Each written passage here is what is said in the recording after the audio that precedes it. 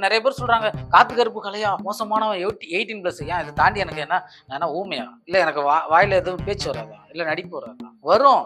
18+லாம் இல்லாம என்னால ஏகப்பட்ட காமெடி பண்ண முடியும்.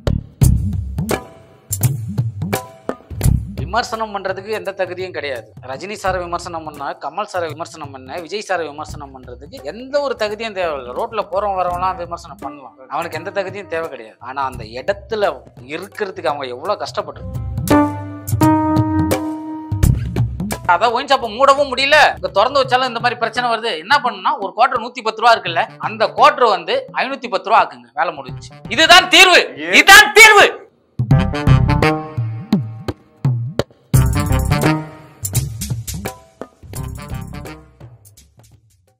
நீங்க இப்ப படம்லாம் நடிக்க ஆரம்பிச்சிட்டீங்க. படத்துல காத்து கருப்பு கலைன்றத ஷார்ட்டா 3 எழுத்துல போட்டா செமையா ஒர்க் ஆகும். ட்ரிபிள் கே அப்படி யூஸ் பண்ண போறீங்களா? அந்த மாதிரி யூஸ் பண்ணா நல்லா இருக்கும்னு நினைக்கிறேன். ஹீரோ ஆயிட்டீங்க இல்ல, காக்கான்றது வேணாம், நீங்க வந்து நல்ல ஸ்டார் மாதிரி ஆக போறீங்க. இப்ப ஹீரோ வேற ஆயிட்டீங்க. ட்ரிபிள் கேன்னு போட்டா சூப்பரா இருக்கும்னு நினைக்கிறேன். ட்ரிபிள் கேனா 3 எழுத்துல இருக்கவங்க எல்லாம் ஸ்டாரா இருக்காங்கல்ல, ரஜினி, கமல், விஜய், அஜித், அந்த மாதிரி, சூர்யா, ஆர்யா, அந்த மாதிரி. அந்த வரிசையில நீங்களும் அந்த வரிசையில வந்து நினைச்சு பார்த்தாலும் வரவே முடியாது. வர முடியல, லெஜெண்ட். உங்களோட பவர் உங்களுக்கு தெரியல. இல்ல அது ஓகே. ஆனா வந்து மூத்த கலைஞர்களுக்கு என்னைக்குமே வந்து அவங்க லிஸ்ட்ல நம்ம போக முடியாது. அந்த மாதிரி நீங்க சொல்றத பார்த்தா எம்ஜிஆர் சார், சிவாஜி சார் அந்த லிஸ்ட் கூட வருது. ஒன்னு சொன்னா இவரு எம்ஜிஆர் சிவாஜி லெவலுக்கு போயிட்டு இல்ல அந்த லிஸ்ட் கூட 3 எழுத்துல தான் வருது, அவங்களுடைய பேர் கூட. அதுதான் ப்ரோ, அந்த மாதிரி நீங்களும் ஆயிடுவீங்க. ட்ரிபிள் கே நாளைக்கு ஒரு பெரிய ஸ்டாரா இருக்க போறாரு. இப்பயே நீங்க ஸ்டார் ஆயிட்டீங்க ஆல்ரெடி. உங்களை பார்க்காதவங்களே இல்ல, அவ்வளவு ஃபேமஸான ஆள் நீங்க. எவ்வளவு பேமெண்ட் எல்லாம் வாங்குறீங்க? எப்படியும் பயங்கரமா இருக்கும். இன்கம் டாக்ஸ் எல்லாம் கட்டுறீங்களா? உங்களை இன்டர்வியூ எடுக்க சொன்னா நீங்க என்ன இன்டர்வியூ எடுத்துட்டு இருக்கீங்க? ஒரு சினிமா உலகத்துல நான் என்ன சொல்றேன்னு வச்சுக்கலாம், ஒரே ஒரு விஷயம் ப்ரோ. இப்போ ரஜினி சாரு, கமல் சாரு எப்படி நம்ம வந்து ஈஸியா வார்த்தையால விமர்சனம் பண்றோம். விமர்சனம் பண்றதுக்கு எந்த தகுதியும் கிடையாது. ரஜினி சாரை விமர்சனம் பண்ண, கமல் சாரை விமர்சனம் பண்ண, விஜய் சாரை விமர்சனம் பண்றதுக்கு எந்த ஒரு தகுதியும் தேவையில்லை. ரோட்ல போறவன் வரவெல்லாம் விமர்சனம் பண்ணலாம், அவனுக்கு எந்த தகுதியும் தேவை கிடையாது. ஆனா அந்த இடத்துல இருக்கிறதுக்கு அவங்க எவ்வளவு கஷ்டப்பட்டிருப்பாங்க.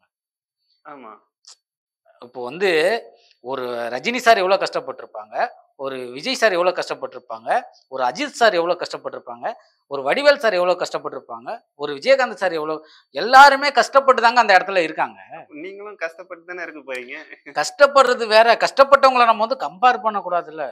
எனக்கு வந்து எப்படின்னு கேட்டீங்கன்னா, சினிமாவில் பெரிய அளவுல வாய்ப்பு கிடைச்சா நான் வந்து அதாவது நம்ம எப்படி சொல்றதுன்னா தமிழகத்தை சிரிக்க வைக்க போறேன். ஏன்னா மற்ற மொழிக்காரங்களுக்கு தெரியாது, தமிழ்நாட்டில் உள்ளவங்கள சிரிக்க வைப்பேன். அப்படி இல்லைன்னு இப்போ சினிமாவில் எனக்கு வாய்ப்பு கிடைச்சா ஒரு 1 கோடி பேரை சிரிக்க வைப்பேன்னு வச்சுக்கலாம், குத்து மதிப்பா. சினிமாவில் வாய்ப்பு கிடைக்கலன்னா யூடியூப்ல வந்து 1 லட்சம் பேரை சிரிக்க வைப்பேன். அதுலயே யூடியூப்லயும் ட்ரெண்ட் ஆகி ஃபீல்ட் அவுட் ஆகிட்டேன்னு வச்சுக்கலாம், வீட்டுல உட்காந்துட்டு அங்க பக்கத்துல பசங்க 4-5 பேர் இருப்பாங்க, ஒரு 4 பேரை சிரிக்க வைப்பேன். ஆக மொத்தம் சிரிக்க வைக்கிறது தான் காத்து கருப்பு கலை, நகைச்சுவை. அது நீ எந்த இதுல இருந்தாலும். இப்ப நிறைய பேர் சொல்றாங்க காத்து கருப்பு கலையா மோசமானவன் 18+. ஏன் இதை தாண்டி எனக்கு என்ன ஊமையா இல்ல எனக்கு வாயில எதுவும் பேச்சு வராதா இல்ல நடிப்பு வராதா? வரும். 18+லாம் இல்லாம என்னால ஏகப்பட்ட காமெடி பண்ண முடியும், எந்த இதுல கொடுத்தாலும் காமெடி பண்ண முடியும். அதெல்லாம் நம்மள அவாய்ட் பண்றவங்களுக்கு காரணம் தேடுவாங்க. 18+ஆ தான் காத்து கருப்பு கலை பேசுவான் அப்படின்ட்டு. 18+, இப்போ நான் 100 வீடியோ பண்றேன்னா அதுல ஒரு பாகம் ஒரு 20% வந்து 18+ இருக்கும். அந்த கண்டென்ட் கொடுத்தா நடிக்காதையா இருக்க முடியும். ஏங்க எல்லா காமெடியும் டபுள் மீனிங். 18+ கிடையாது, சாரி டபுள் ஆவறாரு பாத்தீங்களா? எப்படி மன உளைச்சலுக்கு அவர் ஆளாக்கி வச்சிருக்கீங்க வியூவர்ஸ்லாம். அவர் எவ்வளவு நல்லவர், எவ்வளவு வல்லவர், எல்லா காமெடியும் பண்ணுவாரு. இல்லங்க இல்ல ப்ரோ, அவர் பண்ணுவாரு பாருங்க. நகைச்சுவை கிடையாது, நீங்க பேசுறது எல்லாமே வந்து ஒரு உத்து கவனிக்க கூடியது. நீங்க மீடியால உட்காந்து இப்ப பேசுறீங்க, ஜாலியா பேசுற, டீ கடையில உட்காந்து பேசுற மாதிரி பேசக்கூடாது. நீங்க வந்து சொல்றீங்க நல்லவங்க கெட்டவங்க எல்லாம். என்னுடைய பாதையில பெருமூளை சிறுமூளை உள்ளவங்க பேசுற மாதிரி நீங்க பேசாதீங்க. 3வது கருமூளைன்னு ஒண்ணு இருக்கு, அது இருக்கிறவங்கள பேசுறத பார்த்து பேசுங்க. பேசணும்னா மூளைன்னு ஒண்ணு இருக்கான்னு ஒரு ஞாபகம். நான் என்ன சொல்றேன்னா, நல்லவங்க கெட்டவங்கிறது யாருமே இங்க கிடையாது. ஃபர்ஸ்ட் அத புரிஞ்சுங்க. நீங்க நல்லவரா இல்லையா? நல்லவங்க எங்க கடவுளுடைய படைப்பே இவங்க படைச்ச படைப்பே வந்து ஒரு மனிதன் வந்து இந்த அளவுக்கு நல்லவனா இருக்க முடியும், இந்த அளவுக்கு கெட்டவனா இருக்க முடியும். இதுதான் வந்து படைப்பே இருக்கு. நீங்க என்ன நல்லவன் கெட்டவனு வந்து நீங்க வந்து அங்கீகாரம் கொடுக்கறது? யாருமே நல்லவங்க கிடையாதுங்க, யாருமே கெட்டவங்க கிடையாது. நான் ஒண்ணு சொல்லட்டுமா? சொல்லுங்க. இந்த உலகத்துல வந்து எல்லாத்தையும் பத்தி எனக்கு தெரியும். அதாவது சிறுமூளை கருமூளை அதாவது சிறுமூளை பெருமூளை உள்ளவங்க வேற, சிறுமூளை பெருமூளை கருமூளைன்னு ஒண்ணு இருக்கு, நீங்க அது உள்ளவங்க வேற. அதான். சிரிக்கிறதுக்கு இதுக்கு வேலை இல்லைங்க. நீங்க நான் என்ன சொல்றேமா, இன்னைக்கு வந்து இந்த உலகத்துல எல்லாத்தையும் பத்தி என்னால பேச முடியும், எல்லாத்தையும் பத்தி பேச முடியும். அதான் நீங்க இன்டெலிஜென்ட்னு சொன்னாங்க. இவ்வளவு இன்டெலிஜென்ட்டா ஏங்க இருப்பீங்கன்னு நினைக்கல நான் சொல்லட்டுமா, உலகத்துல எல்லா சப்ஜெக்டும் என்னால பேச முடியுங்க, எல்லா சப்ஜெக்டும் பேச முடியும், எல்லாத்துக்கும் தீர்வும் என்னால, உலகத்துல உள்ள அனைத்து பிரச்சனைக்கும் என்னால தீர்வு சொல்ல முடியுங்க. கெமிஸ்ட்ரி, பயாலஜி, பாட்னி எல்லாமே பேசுவீங்க. விவசாயம், பெண்கள் கம்ப்யூட்டர் பெண்கள் பெண்கள் சுதந்திரம், விவசாயம், இந்த பெண்கள் கற்பழிப்பு, இந்த மாதிரியான விஷயங்கள் நிறைய, அந்த சரக்கு, இந்த போதை விஷயம், இந்த டாஸ்மார்க் பிரச்சனை, எல்லாமே பேசுவாங்க. எனக்கு தெரியுங்க, எல்லாமே பேசுவாங்க. பேசுவீங்களா? இது டாஸ்மார்க் பத்தி பேசட்டுமா? டாஸ்மார்க் என்பது வந்து உலகத்துல வந்து டாஸ்மார்க் என்பது மூடணும் மூடணும் மூடணும்னு சொல்றாங்க, ஒரு பக்கம் மூட மாட்டேங்கிறாங்க. ரெண்டுத்துக்குமே பொதுவான ஆப்ஷன்ல ஒண்ணு பண்ணலாம் தெரியுமா? என்ன பண்ணலாம்? மக்கள் வந்து குடிக்காதவங்க வந்து கொரோனா லாக்டவுன்ல பாத்தீங்கன்னா பேட்டரி எல்லாம் எடுத்து இறந்து போனாங்க, புரியுதுங்களா? கள்ளக்குறிச்சியில இறந்துட்டாங்க. ஆமா, அப்போ ஒயின் ஷாப் 3 நாளும் பிரச்சனை வருது. அப்ப இதுக்கு தீர்வு என்ன தெரியுங்களா? ஒயின் ஷாப் வந்து அப்ப மூடவும் மூடல, அப்ப வந்து நம்ம திறந்து வச்சாலும் இந்த மாதிரி பிரச்சனை வருது. அப்ப என்ன பண்ணலாம்? ஒண்ணுமே இல்லைங்க.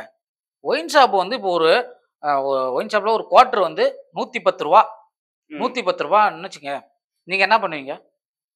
எனக்கு குடிக்கிற பழக்கம் இல்ல, எவ்வளவு இருந்தாலும் பிரச்சனை இல்ல. அது எவ்வளவுக்கு வித்தாலும் எனக்கு பிரச்சனை, எனக்கு குடிக்கிற பழக்கமே இல்ல. நீங்க நீங்க குடிப்பீங்களா? இல்ல, குடிக்கிறவங்களுக்கு தான் நீங்க என்ன பண்ணுவீங்க? எனக்கு குடிக்கிற பழக்கமே இல்ல, அது எவ்வளவு இருந்தாலும் எனக்கு பிரச்சனை. இங்க பாருங்க, 110 ரூபாயா இருந்தா என்ன பண்ணுவாங்க? வாங்கி குடிப்பாங்க. இப்போ ஒரு குவார்டர் வந்து 110 ரூபாங்கிறத வந்து நீங்க வந்து குவார்டர், அதாவது ஒயின் ஷாப்பை மூடவும் முடியல, இங்க திறந்து வச்சாலும் இந்த மாதிரி பிரச்சனை வருது. என்ன பண்ணுனா, ஒரு குவார்டர் 110 ரூபா இருக்குல்ல, அந்த குவார்டர் வந்து 510 ரூபா ஆக்குங்க, வேலை முடிஞ்சு. இதுதான் தீர்வு, இதுதான் தீர்வு. 510 ரூபா ஆக்குங்க. ஒரு பீர் வந்து 810 ரூபா, 850 ரூபா, இல்ல ஒரு பீர் 1000 ரூபா இது பண்ணுங்க. ஏன்னு கேட்டீங்கன்னா, இங்க பாருங்க, ஒரு நாளைக்கு கூலி வேலை செய்யறவன், ஒரு நாளைக்கு கூலி வேலை 600 ரூபாய் 700 ரூபாய், கொத்தனார் வேலை இது செய்யறவங்க, மூட்டை தூக்குறவங்க, கஷ்டப்படுறவங்க, இந்த மாதிரி சாமானிய மக்களும் இன்னைக்கு குடிக்கிறாங்க. அதிகபட்சம் இந்த மக்கள் தான் குடிக்கிறாங்க. அப்போ என்னன்னு பாத்தீங்கன்னா, டெய்லி ஒரு நாளைக்கு 700 ரூபாய் 800 ரூபாய் சம்பளம்னா அவன் எடுத்துட்டு போயிட்டு 100 ரூபாய் கொடுக்கறதுல என்னங்க கஷ்டம்? அப்படின்ட்டு அந்த 100 ரூபாய் அசால்ட்டாங்கிறதுனால தானே அவன் குடிக்கிறான். இல்ல, அப்போ வந்து அசால்ட்டாங்கிறதுனால தானே அவன் குடிக்கிறான். அது 300 ரூபாய் ஆக்குங்க, டென்ஷன் ஆகாதீங்க. அது 300 ரூபாய் ஆக்குனா டெய்லி குடிக்கிறவன் என்ன பண்ணுவான்? வாரத்துக்கு ஒரு நாள் குடிப்பான். அதே 500 ரூபாய் ஆக்குங்க, அவன் வாரத்துக்கு குடிக்கிறோம், மாசத்துக்கு ஒரு நாள் குடிக்கிறோம். ஆனா லாபம் தானே கவர்மெண்ட்டுக்கு. நீங்க விலையை அதிகப்படுத்துங்க. ஒயின் ஷாப்பை வந்து மூடவே வேணாம், ஒயின் ஷாப்பை மூட வேணாம், ஒயின் ஷாப் வந்து விலையை அதிகப்படுத்துங்க. இதுக்கான சொல்யூஷன் வந்து கண்டிப்பா ஒயின் ஷாப்ல வந்து கூட்டம் குறையும்.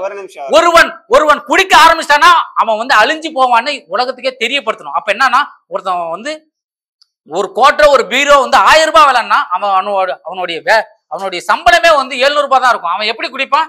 பிச்சை தான் எடுப்பான், பிச்சை எடுப்பான். அப்ப வந்து ஒருவன் இந்த உலகத்தில் வந்து குடிக்கிறான் என்று தெரிஞ்சாலே அவன் பிச்சை எடுக்கிற நிலைமைன்னு உலகத்துக்கு தெரியப்படுத்தும். விலை கம்மியா இருந்தா அட்லீஸ்ட் நல்ல சாராயமாக குடிப்பாங்க, இல்லன்னா கள்ள சாராயம் குடிப்பாங்கல்ல, அப்ப இன்னும் எப்படி உயிரிழப்பு தானே அதிகமாகும். அதுக்கு ரீசனபிள் பிரைஸ்லயே வச்சுட்டு போறான்ல, எப்படியும் குடிக்க போறான். அதுக்கு ஒரு நீங்க டென்ஷன் ஆயிட்டீங்களே. அப்படி இல்லங்க, நம்ம விலைய கொஞ்சம் கொஞ்சமா அதிகப்படுத்தினா இதுக்கான சொல்யூஷன் வரும். நம்ம வந்து நான் என்ன சொல்றேன்னா, யாருக்கு வரும்? கவர்மெண்ட்டுக்கு வந்து நிறைய காசு வரும். காசு வேணுங்க. நம்ம இப்படி எல்லாம் சொல்ல முடியாது. இப்ப நீங்க இப்படி இருக்கீங்க, நீங்களே வந்து ஒரு அரசியல்வாதியா இருந்தீங்கன்னா இந்த மாதிரி எல்லாம் பேச மாட்டீங்க. இப்ப நானுமே வந்து இப்படி வந்து அரசியல்வாதிகள் அப்படி பண்றாங்க இப்படி பண்றாங்க, நானே அரசியல் உள்ள போனா நான் அவங்களுக்கு மேல பண்ணுவேன். அரசியல்வாதினா நல்லவங்க தாங்க, எல்லாருமே நல்லவங்க தானே, தொண்டு பண்ண வந்திருக்காங்க, நல்லவங்க தான். ஆனா அவங்க நிறைய பேர் சாக்கடை அவங்க சொல்லிட்டு இருக்காங்க. அப்படி சொல்ற பொதுமக்கள் வந்து ரோட்ல போறோம் 1000 சொல்லலாம். ஒரு வெள்ளை வேஷ்டி கட்டிட்டு ஒரு எம்எல்ஏவா ஜெயிக்கிறது எவ்வளவு கஷ்டம் தெரியுமா? ஒரு எம்பியா ஜெயிக்கிறது எவ்வளவு கஷ்டம் தெரியுமா? சாதாரண விஷயமா? ஒரு கவுன்சிலர் நின்னு ஜெயிக்கிறது எவ்வளவு கஷ்டம் தெரியுமா? நீங்க நில்லுங்க, ஓட்டு போடுவாங்க கண்டிப்பா. இவ்வளவு இதுவா பேசிருக்கீங்க. இல்ல, நான் நிக்கிறதுனா நான் ஓப்பனா மக்கள்கிட்ட சொல்லுவேன், மத்தவங்க கொள்ள அடிச்சதை விட நான் கம்மியா அடிப்பேன். ஓட்டு போடுவீங்களா போட மாட்டீங்களா? அப்படியே பேரம் பேசுவேன். அண்ணன் அண்ணன் கட்சி ஆரம்பிச்சாருன்னா நான் வந்து சேர்ந்து எனக்கு ஏதாவது சீட்டு தருவீங்களா? என்னவா போஸ்டிங் கொடுப்பீங்க எனக்கு? என்ன சீட்டு தருவீங்க? எம்எல்ஏவா, எம்பியா, இல்ல கவுன்சிலரா? என்னுடைய நான் கட்சி ஆரம்பிக்கிற ஐடியாவே கிடையாது. எனக்கு வந்து அதாவது தமிழ் சினிமாவில் வந்து காமெடியனா ஆகணும், மக்களை சிரிக்க வைக்கணும். நான் உண்மையாவே சொல்றேன், அரசியலே வந்தாலும் அங்கேயே போய் காமெடி தான் பண்ணுவேன். சட்டமன்றத்திலே உட்கார்ந்துட்டு கருணாஸ் மாதிரி சட்டமன்றத்துல காமெடி பண்ணிட்டு இருப்பேன், அங்க எல்லாத்தையும் சிரிக்க வச்சுட்டு இருப்பேன்.